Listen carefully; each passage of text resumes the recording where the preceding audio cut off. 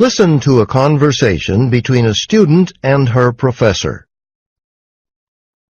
Before we get started, I just wanted to say I'm glad you chose food science for your major course of study. Yeah, it seems like a great industry to get involved with.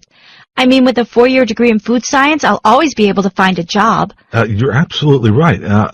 Before entering academia, I worked as a scientist for several food manufacturers and for the U.S. Food and Drug Administration. I even worked on a commercial fishing boat in Alaska a couple of summers while I was an undergraduate. We'd bring in the day's catch to a floating processor boat where the fish got cleaned, packaged, and frozen right at sea. That's amazing.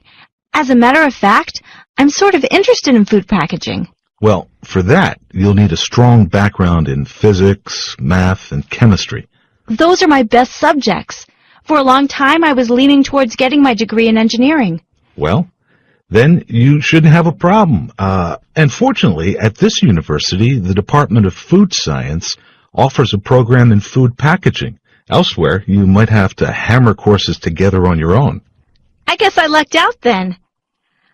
So since my appointment today is to discuss my term paper topic, I wanted to ask, could I write about food packaging? I realize we're supposed to research foodborne bacteria, but food packaging must play a role in all of that, right? Absolutely.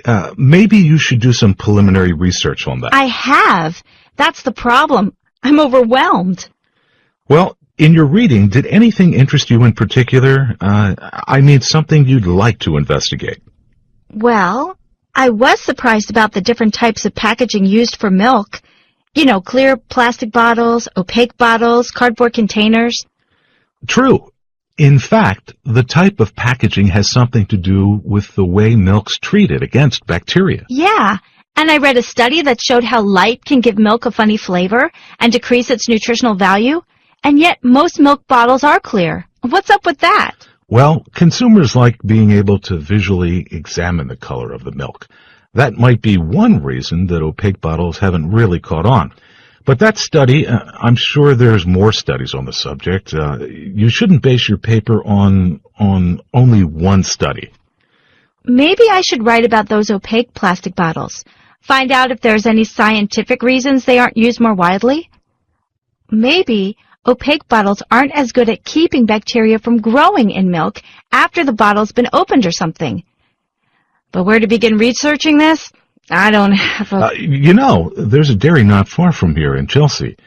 It was one of the first dairies to bottle milk in opaque plastic, but now they're using clear plastic again. And they're always very supportive of the university and our students, so if you wanted... Yeah, I like that idea.